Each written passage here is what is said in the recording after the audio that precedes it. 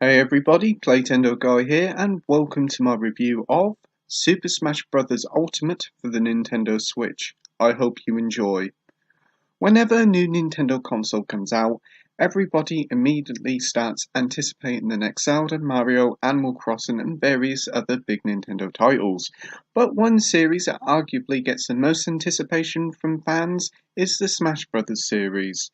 As soon as one is announced, fans are quick to start guessing who'll make the roster, and the debates can be incredibly passionate. It really does show how much people love this franchise.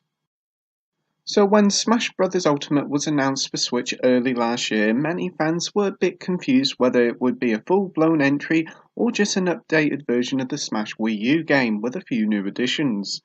Anticipation mounted when the game was officially announced at E3 as a new title called Super Smash Bros. Ultimate, a game that shocked fans by announcing that all the previous playable characters in the series would be making the cut this time. Third-party characters like Snake, Ryu and Cloud was coming back. Also fan favourites like the Ice Climbers and Wolf would return.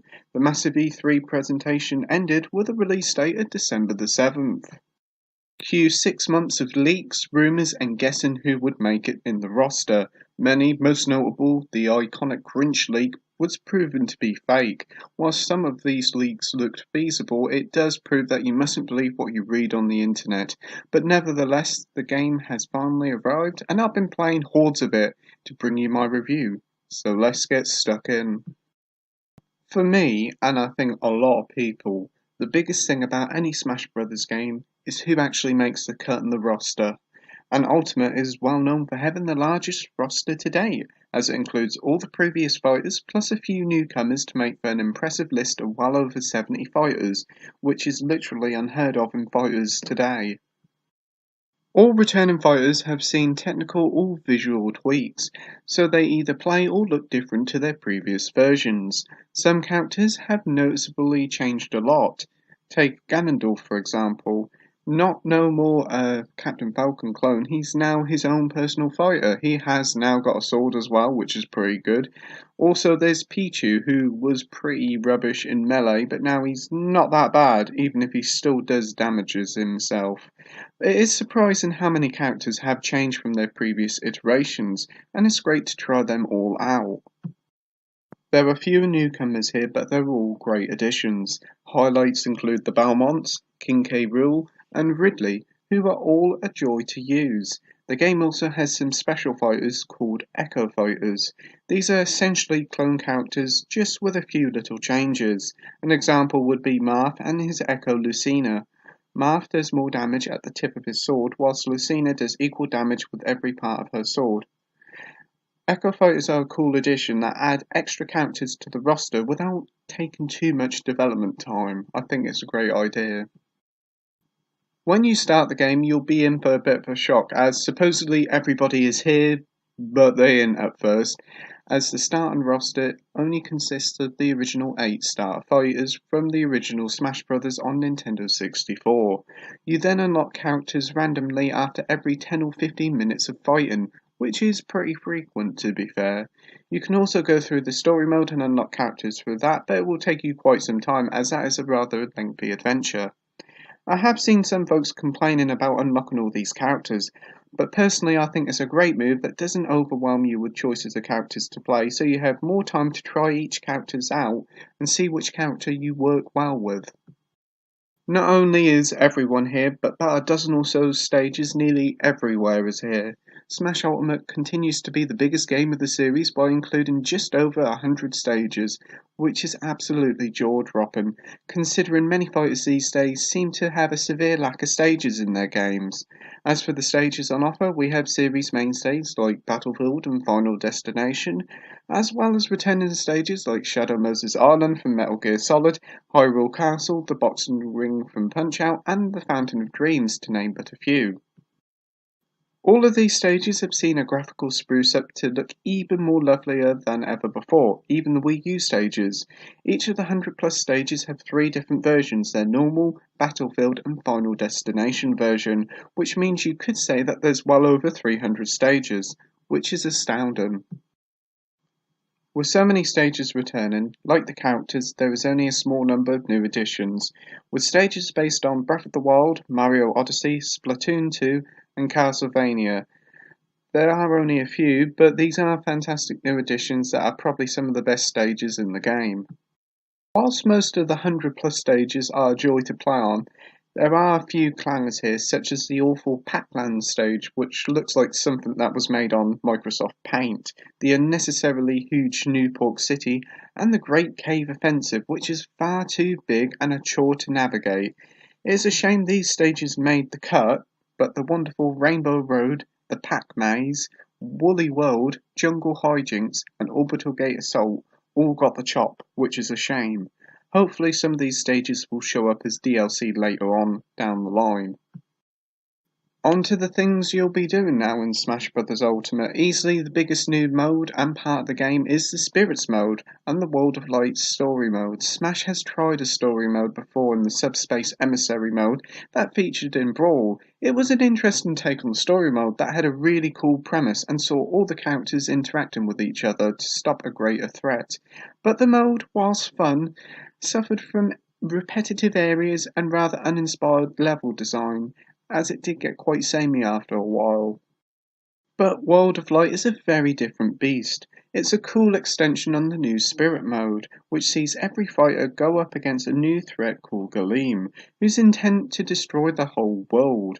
It goes all Infinity War as everyone is killed with only one character left, Kirby, as he manages to escape. So it's up to Kirby to go through this world and save all the fighters and the spirits of the characters who have been taken over by fighters. The game map is littered with fights, and these fights make up the whole bread and butter, the Spirits mode and the Adventure mode. And they feel like a new take on the Event Smash mode that was in previous Smash games. With each spirit battle you go up against a fighter posing as one of the many different spirits, taking many different characterizations of that character.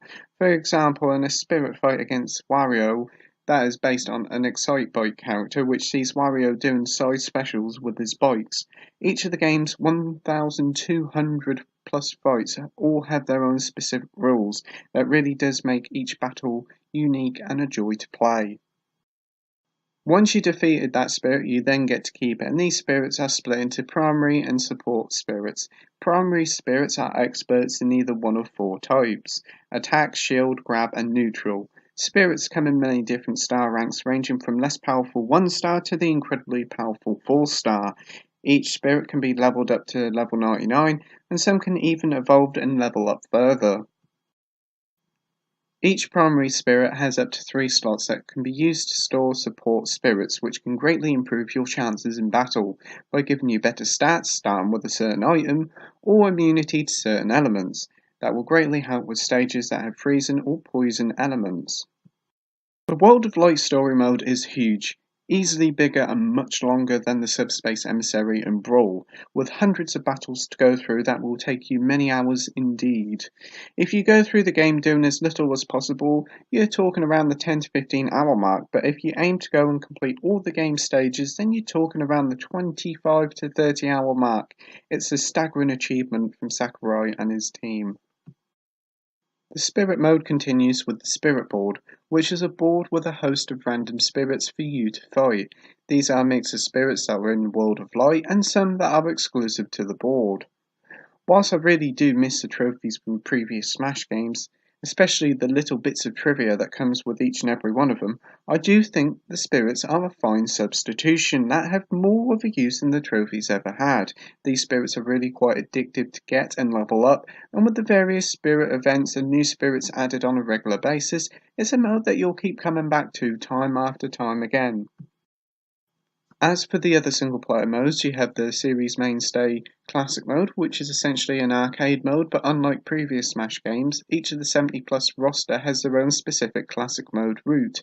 For example, if you pick Wolf, all his opponents will be characters that didn't make the cut into Smash Wii U or 3DS roster, to Zelda's route, which sees her fighting many different gaming villains. Each classic route also has a bonus round, which sees you running from one side to the other, collecting orbs, platforming and smashing blocks. It's a fun stage, but there's no variation to it, so whatever character you play as, you go through the same bonus round. Every classic route also ends in a boss, and again it's different for each character. Some fighters will have Master or Crazy Hand to go up against, but some will also have Dracula, Bowser, or Ganon, to name but a few. These battles are fun and quite a spectacle, and does make each run through classic mode feel special. All-Star mode returns, but it's less of a substantial mode as it was in previous games, as it feels like a multi-man smash equivalent than anything else. So that means you can complete it in relatively quick time, as all the fighters are just chucked in on the stage. I don't really like this approach, but I guess it was done like that to make it less shorter than it would have been if you had to go through 70 odd separate fights. Other content included is the return of Multi-Man Smash, as well as Cruel Smash, but series mainstays like Break the Targets and Home Run contests are absent, which is a big shame, especially for long-time fans. There's also a selection of over 100 challenges, mini-like achievements that reward you with items, and the like, which is quite cool. There's also Squad Strike, which allows 3v3 or 5v5 mini tournaments, and Smashdown, which is a tournament that once a character is used, it can't be played again for the rest of the tournament, which is another fun little change to the gameplay. And whilst the absence of homegrown contents will disappoint some seasoned players, there is a huge amount of stuff to do, and maybe, just maybe, we might see these old modes returning in future updates. We'll have to wait and see. As for the fighting itself, the game has changed very little since the previous game for non-Smash fans, but those who are experts will notice subtle and game-changing differences. Some characters that were once weak are now pretty high-tier choices, and the game speed does feel a little bit faster to make for a tighter fighting experience. You can also choose your own rules for matches and save them as your favourites. There's many different variations you can have for battle. You can choose to have stamina battles, turn off items, or even turn on the game lose stage morph mode that switches between two stages throughout the match. Another new change is that you have to pick your stage before you pick your fighter, which is a clever decision that makes you not regret picking a certain character if it's wrong for a certain stage. On to the online multiplayer now, and that is a mode that's always been a bit iffy with the Smash Brothers series. Brawl most noticeably played like a slideshow on Wii, and whilst the 3DS and Wii U version did improve on Brawls Online, it still wasn't great. But thankfully, Ultimates Online is the best offering to date. While still not perfect as the game is liable to have the odd slowdown, it does feel far less frequent, and all of the matches I've played, I think only 20% of the matches suffered from any sort of slowdown, which is pretty respectable. When you start playing matches online, you get to play co-op and quick play, and this matches you up against various randoms in pretty quick time. But if you get good enough, you then unlock Elite Smash, which allows you to battle against the creme de la creme of Smash Ultimate. There's also private and public lobbies, which are called arenas, which you can duke out with friends or randoms. As for the game's soundtrack, it's a tremendous piece of work with well over 800 tracks from Smash Brothers and video game history, all calculating to well over 25 hours worth of music. It's amazing how many different pieces of music are in the game. There's a good selection of music for each of the franchises represented. If there's a particular track you like from a series, there's a high chance it is here. As there's so many different tracks to choose from, you can also create your own playlist full of your favourite tracks. You can even put your Switch to sleep whilst in handheld mode and turn your console in a sort of an MP3 player whilst you're out and about, which is a nice little touch. The presentation and the graphics are quite frankly phenomenal. It's certainly one of the most prettiest looking titles Nintendo's has ever made, with a huge improvement over the Wii U game. Stages and characters look incredibly different from previous games. Even the Wii U stages that once looked great pale in comparison to how they look in Ultimate. The game runs perfectly on Switch, running at 60 FPS at 1080p on docked and 720p at 60 FPS on handheld. It's a technical masterpiece. The game sticks at 60 FPS all the time when both docked and handheld play. It's seriously impressive stuff. Conclusion time now, and Super Smash Bros. Ultimate is an utterly unbelievable achievement that includes a whopping 70 plus characters joining the fray, as well as 100 plus stages to duke out on, to make for the biggest and best Smash to date. The game may ditch its iconic trophies for spirits, but they're a brilliant substitution and are rather addictive to collect. The World of Light single-player story mode is a great inclusion that will deliver hours of content. The games online may need a bit of work, but I'm sure Nintendo will work their magic, as the game is a true celebration of Nintendo as well as gaming in general. It's also easily the most content-rich fighter of this generation. We do owe director Sakurai a great deal of gratitude for the amount of blood, sweat and tears him and his team has put into this game. Smash Bros. Ultimate is an utter gaming bliss, a game that every Switch owner should buy. And with that, I'm giving Super Smash Bros. Ultimate a 10 out of 10 with the title of Masterpiece. Thank you for watching my review, like, rate and subscribe, and until next time, happy gaming, bye!